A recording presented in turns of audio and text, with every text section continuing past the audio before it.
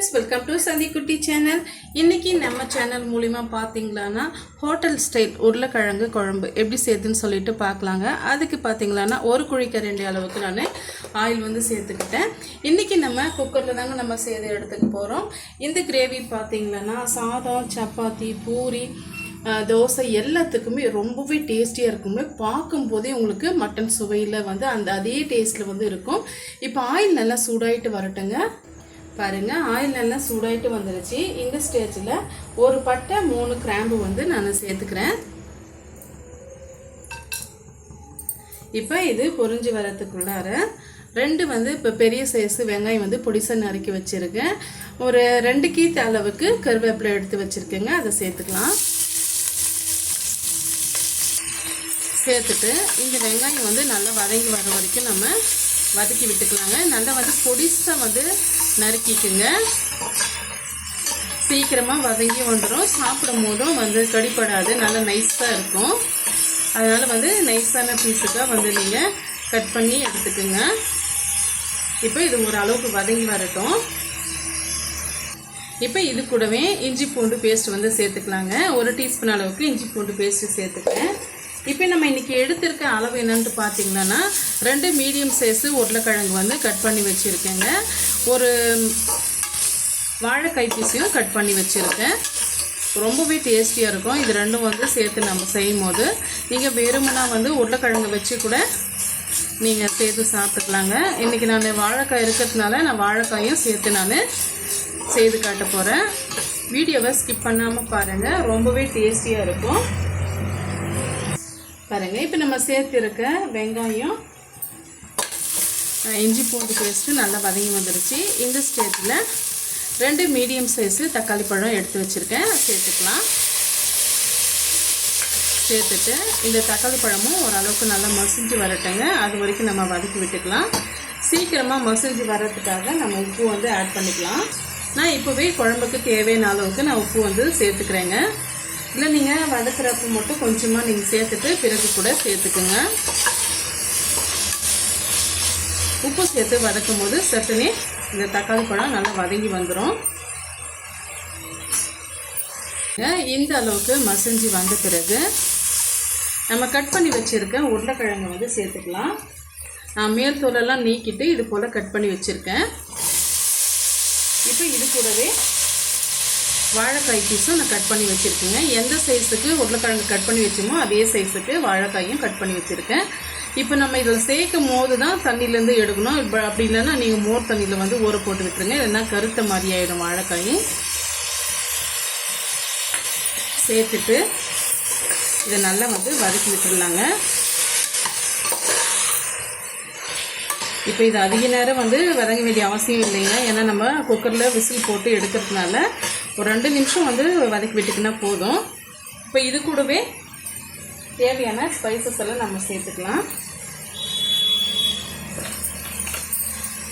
இப்போ 2 டீஸ்பூன் அளவுக்கு மல்லித்தூள் வந்து சேர்த்துக்கிறேன்.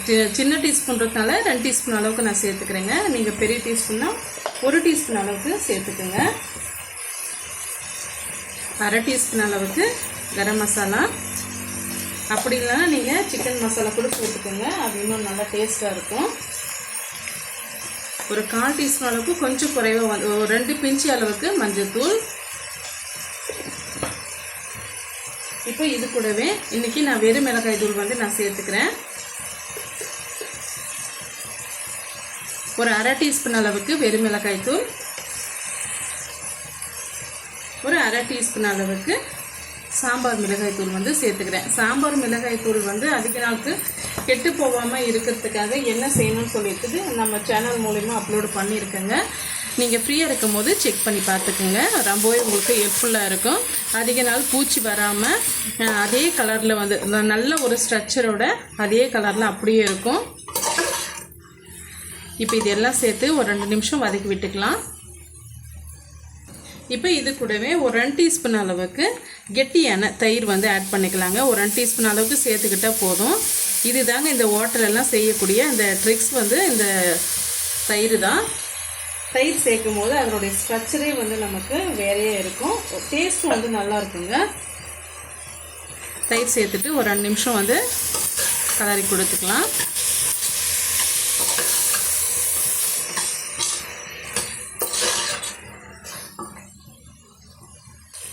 பாருங்கள், இந்த அளவுக்கு நம்ம வதக்கின பிறகு தேவையான அளவுக்கு நம்ம தண்ணி வந்து சேர்த்துக்கலாங்க. அதிகமாக வந்து தண்ணியை வந்து சேர்த்துடாதீங்க. கொஞ்சம் திக்கான கிரேவியாக இருக்கும்போது நல்லா இருக்கும் நமக்கு. நானும் வந்து ஒரு 2 டம்ளர் அளவுக்கு தண்ணியை வந்து சேர்த்துக்கிறேன்.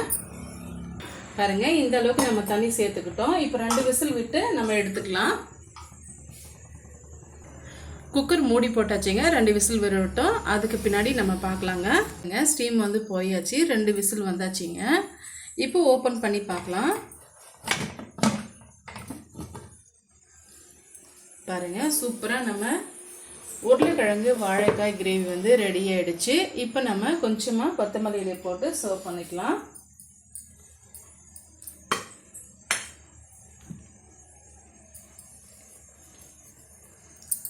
ரொம்பவே டேஸ்டியாக இருக்குங்க. பாருங்கள், அதனுடைய ஸ்ட்ரக்சர் பாருங்கள் எப்படி இருக்குன்ட்டு. நம்ம சேர்த்து இருக்க உருளைக்கிழங்கும் நல்லா வெந்து வந்துருச்சு. இப்போ நம்ம சர்வ் பண்ணிக்கலாம். சுட சுட சாதத்தோடு நீங்கள் சர்வ் பண்ணிக்கலாம்னா இன்னுமே அட்டகாசமாக இருக்கும். இப்போ நம்ம சாதம் போட்டுக்கலாங்க. இப்போ நம்ம செய்து வச்சுருக்க கிரேவியை வந்து நம்ம போட்டுக்கலாங்க. பாருங்கள், அதனுடைய ஸ்ட்ரக்சர் பாருங்கள் எப்படி இருக்குன்ட்டு.